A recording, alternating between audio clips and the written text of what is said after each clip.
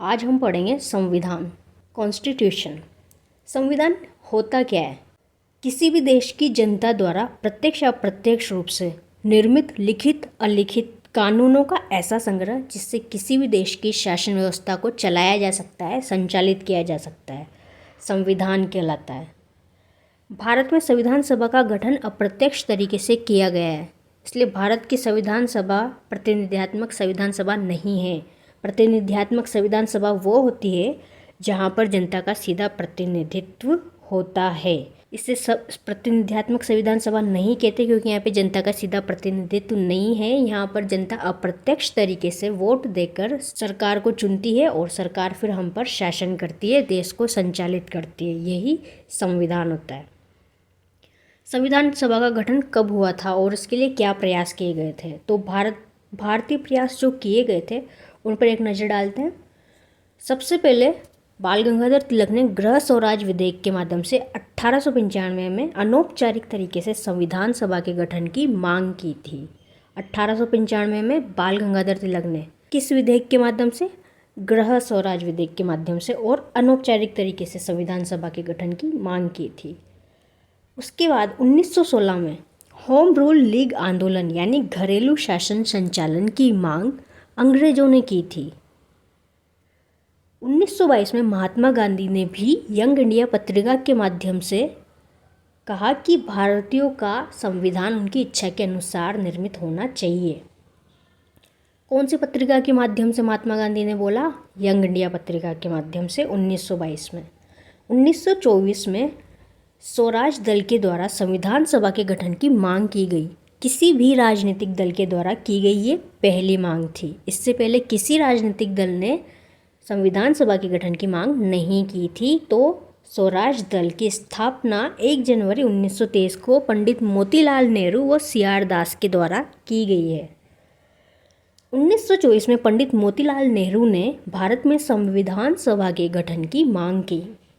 10 अगस्त 1928 को मोतीलाल नेहरू द्वारा नेहरू रिपोर्ट पेश की गई। नेहरू रिपोर्ट को ही भारतीय संविधान का ब्लूप्रिंट कहा जाता है। नेहरू रिपोर्ट किसने पेश की?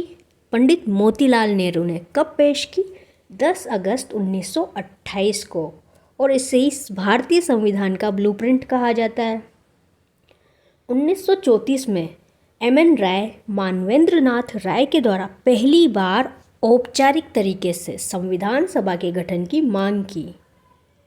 पहली बार औपचारिक तरीके से MN राय ने संविधान सभा के गठन की मांग की 1934 में। 1938 में जवाहरलाल नेहरू ने कहा कि भारत में संविधान सभा का गठन वयस्क मताधिकार के आधार पर किया जाए। तो वयस्क मताधिकार के आधार पर संविधान सभा की मांग करने वाले कौन थे? जवाहरलाल नेहरू। 1938 में की थी इन्होंने ये मांग। 1939 में महात्मा गांधी ने कहा कि सांप्रदायिकता के साथ अन्य समस्याओं के निवारण हेतु एकमात्र विकल्प संविधान सभा का गठन है। अब हम अंग्रेजों द्वारा संविधान सभा के जो प्रयास किए गए थे उन पर एक नज़र डालते हैं। तो 8 अगस्त 1940 को लॉर्ड लिनलिथगो के द्वारा अगस्त प्रस्ताव पेश किया गया। अगस्त प्रस्ताव कब पेश किया गया? 8 अगस्त 1940 को। अगस्त प्रस्ताव क्या है? इसमें कहा कि एक संविधान सभा का गठन भारत में किया जाएगा। उसमें उन्हीं लोगों को शामिल करेंगे जो भारतीय राष्ट्रीय जीवन से जुड़े हैं। और कांग्रेस और मुस्लिम लीग ने इसका विरोध किया। कांग्रेस ने इसी के विरोध में 17 अक्टूबर 1940 को पवनार आश्रम से व्यक्तिगत सत्याग्रह प्रारंभ किया। कांग्रेस ने व्यक्तिगत सत्याग्रह क्यों प्रारंभ किया? अगस्त प्रस्ताव के विरोध में, जिसके 8 अगस्त 1940 को लाया गया था जो। और कहाँ से प्रारंभ किया? पवनार आश्रम, महाराष्ट्र से। पहला व्यक्तिगत सत्याग्रही कौन था? विनोबा भावे। दूसरा व्यक्तिगत सत्याग्रही जवाहरलाल नेहरू और तीसरे व्यक्तिगत सत्याग्रही ब्रह्मदत्त। 22 मार्च 1942 को सर स्टेफर्ड क्रिप्स के द्वारा क्रिप्स प्रस्ताव पेश किया गया। क्रिप्स प्रस्ताव कब पेश किया गया? 22 मार्च 1942 को। क्रिप्स प्रस्ताव के बारे में कांग्रेस ने कहा, इस व्यवस्था में पाकिस्तान के बीज निहित हैं। पाकिस्तान के निर्माण के बीज निहित है, ये किसने बोला? कांग्रेस ने। और किसके लिए? क्रिप्स प्रस्ताव के लिए।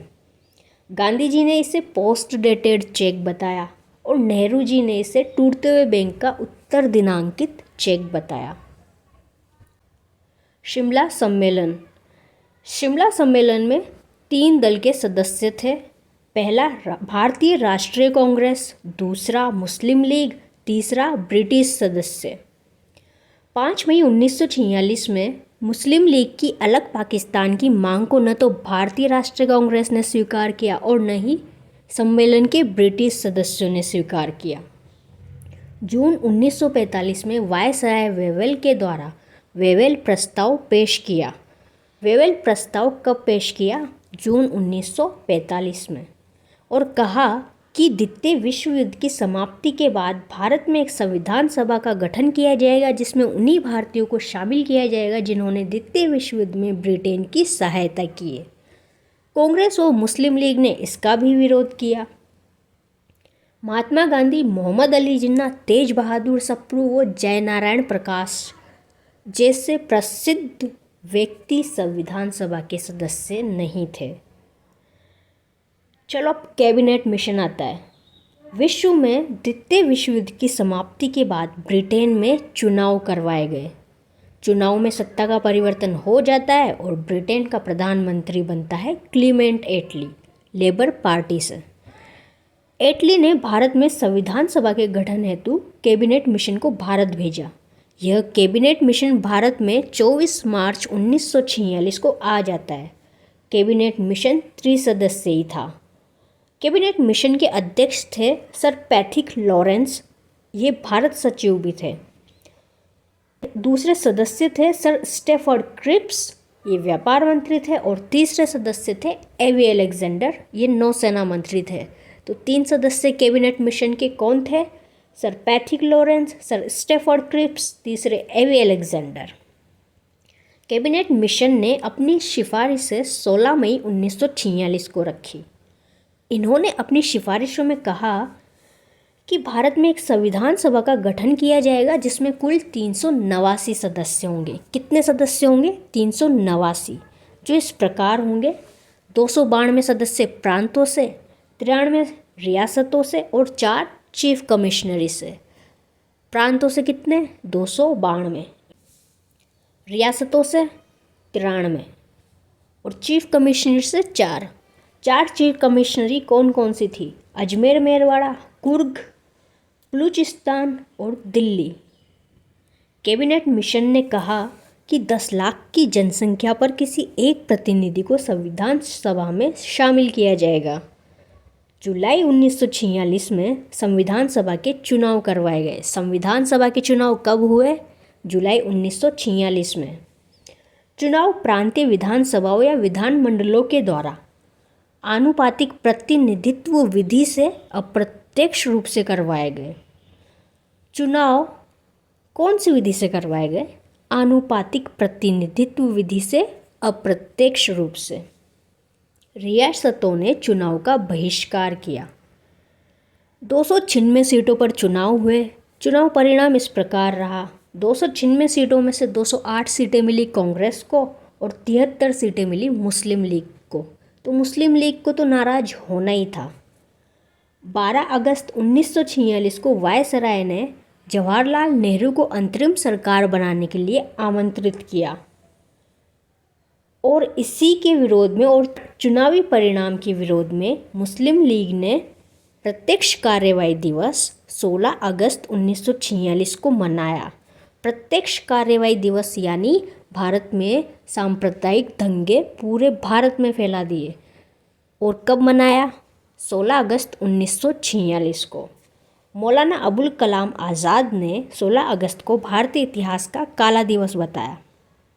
संविधान सभा के चुनाव में कुल 10 राजनीतिक दलों ने भाग लिया, लेकिन प्रतिनिधित्व 9 राजनीतिक दलों को मिला। एकमात्र ऐसा राजनीतिक दल जिसको प्रतिनिधित्व नहीं मिला, हिंदू महासभा। हिंदू महासभा 1915 में मदन मोहन मालवीय द्वारा स्थापित की गई थी। संविधान सभा का चुनाव अधिकारी कौन था? HVR अयंगर। HVR अयंगर ने संविधान सभा के चुनाव करवाए और ये संविधान सभा के सचिव भी थे।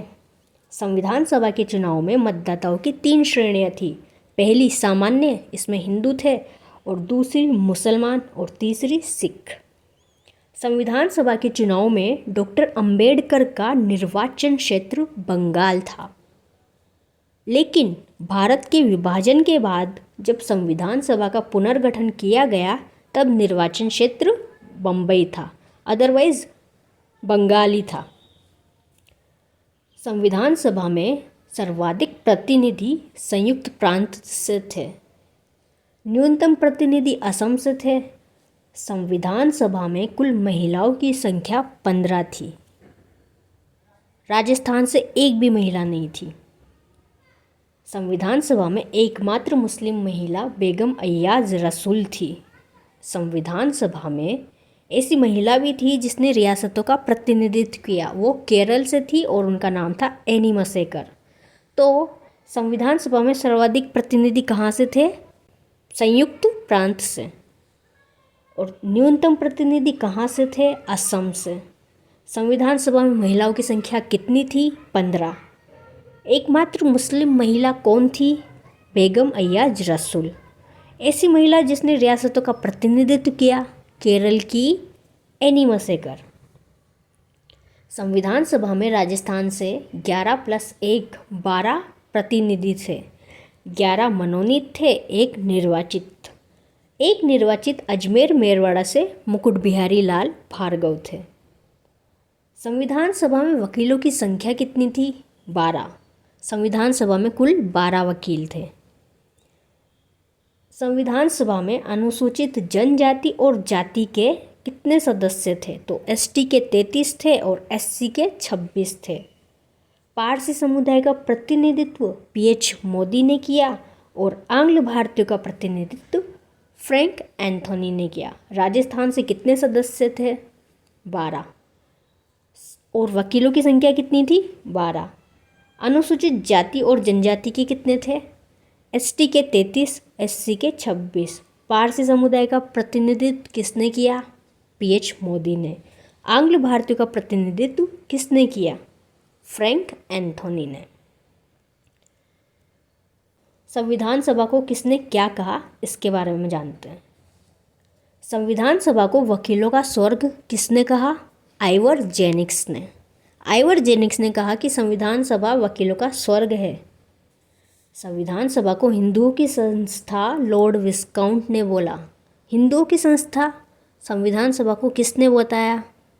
लॉर्ड विस्काउंट ने। चर्चिल ने कहा कि संविधान सभा एक ही वर्ग का प्रतिनिधित्व है। किसने बोला कि संविधान सभा एक ही वर्ग का प्रतिनिधित्व है? चर्चिल ने। ऑस्टिन ने कहा कांग्रेस ही संविधान सभा है और संविधान सभा ही कांग्रेस है। हिंदुओं की संस्था किसने बोला? लॉर्ड विस्काउंट ने। वकीलों का स्वर्ग आइवर जेनिक्स ने। एक ही वर्ग का प्रतिनिधित्व चर्चिल ने। कांग्रेस ही संविधान सभा है और संविधान सभा ही कांग्रेस है, ऑस्टिन ने।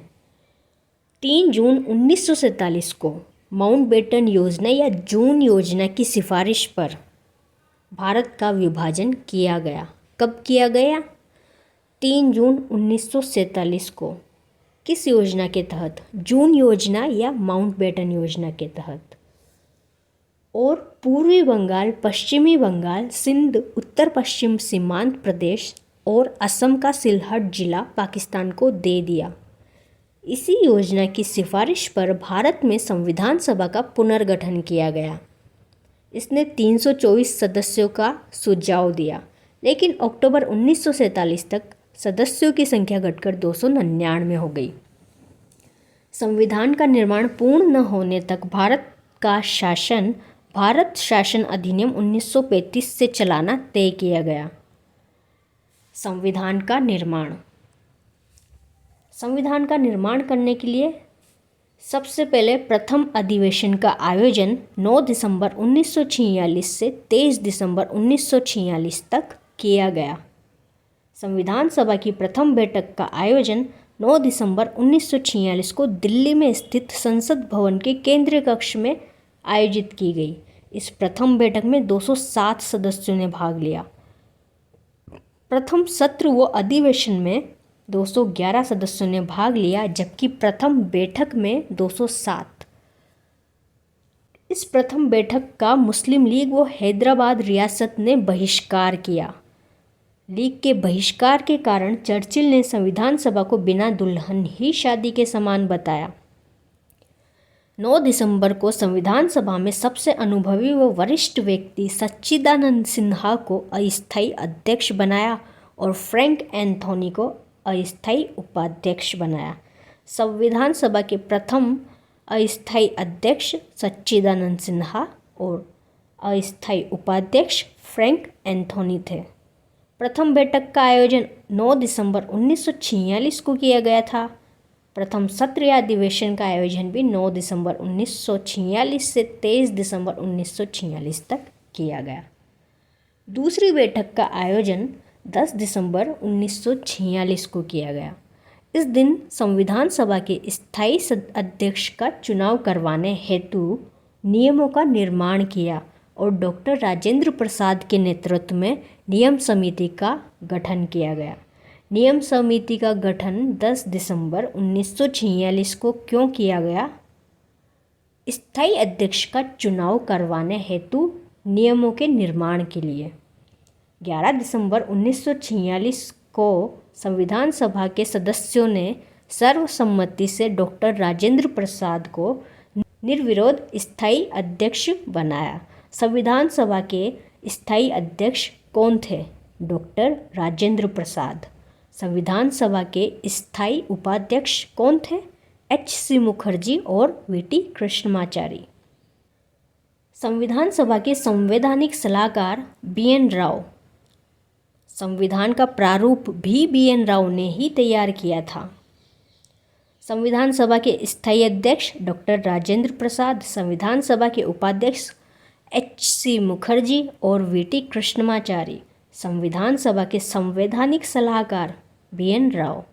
संविधान का प्रारूप भी B.N. राव ने ही तैयार किया। इसी प्रारूप की जांच हेतु 29 अगस्त 1947 को प्रारूप समिति का गठन किया गया। प्रारूप समिति का गठन कब किया गया?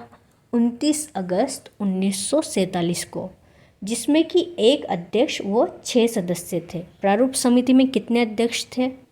एक अध्यक्ष और 6 सदस्य। अध्यक्ष थे डॉक्टर अंबेडकर। 30 अगस्त 1947 को इन्हें बनाया गया था अध्यक्ष और 29 अगस्त 1947 को प्रारूप समिति का गठन हुआ था।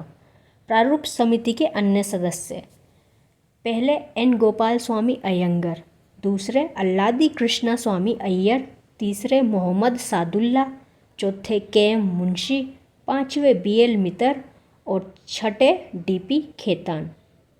एक बार फिर से रिवाइज कर लेते हैं। N. गोपाल स्वामी अयंगर, अल्लादी कृष्णा स्वामी अय्यर, मोहम्मद सादुल्ला, K.M. मुंशी, B.L. मित्तर और D.P. खेतान। N. गोपाल स्वामी अयंगर एकमात्र मूलतः कांग्रेसी सदस्य थे। K.M. मुंशी थे, वो भी कांग्रेस से ही थे। B.L. मित्तर, त्यागपत्र देने के बाद N. माधवराव को शामिल किया गया। जो B.L. मित्र है, इनकी मृत्यु हो गई थी, तो इनके त्यागपत्र देने के बाद N. माधवराव को शामिल किया गया। D.P. खेतान के निधन हो जाने के कारण T.T. कृष्णमाचारी को इसमें शामिल किया गया।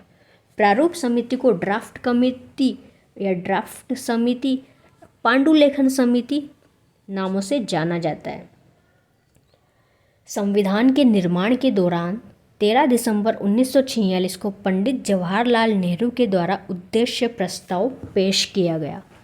उद्देश्य प्रस्ताव किसके द्वारा पेश किया गया?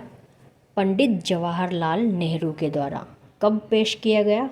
13 दिसंबर 1946 को। यह उद्देश्य प्रस्ताव 22 जनवरी 1947 को पारित हो जाता है। उद्देश्य प्रस्ताव कब पेश किया? 13 दिसंबर 1946 को जवाहरलाल नेहरू के द्वारा। और पारित कब हुआ? 22 जनवरी 1947 को। पारित होने की स्थिति में डॉक्टर भीमराव अंबेडकर व M.R. जयकर ने इसका विरोध किया। यही उद्देश्य प्रस्ताव आगे जाकर प्रस्तावना का रूप ले लेता है। इस उद्देश्य प्रस्ताव के माध्यम से पंडित नेहरू ने घोषणा करते हुए कहा कि संविधान के लागू होने के बाद भारत एक संपूर्ण प्रभुत्व संपन्न लोकतंत्रात्मक गणराज्य होगा। तो हमारी प्रस्तावना कब तैयार हुई? 22 जनवरी 1947 को। संविधान के निर्माण के दौरान कुल अधिवेशन 12 हुए थे, कुल बैठकें 166 हुई थी और कुल वाचन 3 हुए थे। संविधान के निर्माण के दौरान कुल अधिवेशन 12 हुए थे, कुल बैठकें 166, कुल वाचन 3। पहला वाचन 4 नवंबर 1948 से 9 नवंबर 1948 तक हुआ, 5-6 दिन का वाचन था और इसका डॉक्टर सर्वपल्ली राधाकृष्णन ने वाचन किया था। दूसरा वाचन जो कि सबसे लंबा था 15 नवंबर 1948 से 17 अक्टूबर 1949 तक, पूरे 1 साल तक, और इसका वाचन किया था BN राव ने। तीसरा वाचन 14 नवंबर 1949 से 24 नवंबर 1949 तक डॉक्टर BM राव अंबेडकर ने किया था। तो पहला वाचन 4 नवंबर 1948 से 9 नवंबर 1948 तक डॉक्टर सर्वपल्ली राधाकृष्णन के द्वारा। दूसरा वाचन 15 नवंबर 1948 से 17 अक्टूबर 1949 तक BN राव के द्वारा। तीसरा वाचन 14 नवंबर 1949 से 24 नवंबर 1949 डॉक्टर भीमराव अंबेडकर के द्वारा। संविधान निर्माण के दौरान 11वें अधिवेशन का आयोजन 26 नवंबर 1949 को किया गया। इसी दिन भारतीय संविधान को अंगीकृत, अधिनियमित व आत्मार्पित किया गया। इसी दिन भारत का संविधान बनकर पूर्ण रूप से तैयार हो गया था। इसी दिन भारत का संविधान आंशिक रूप से लागू हुआ अनुच्छेद 16 के अनुसार। तो भारत का संविधान पूर्ण रूप से बनकर कब तैयार हुआ? 26 नवंबर 1949 को, लेकिन इस दिन ये आंशिक रूप से लागू हुआ था। 2015 में डॉक्टर अंबेडकर की 125वीं जयंती के उपलक्ष्य में भारत सरकार ने संविधान दिवस मनाने की घोषणा की। 26 नवंबर को भारत सरकार ने संविधान दिवस मनाने की घोषणा की है। संविधान निर्माण के दौरान 12वें अधिवेशन व अंतिम बैठक का आयोजन 24 जनवरी 1950 को किया गया। 12वां अधिवेशन व अंतिम बैठक का आयोजन कब किया? 24 जनवरी 1950 को।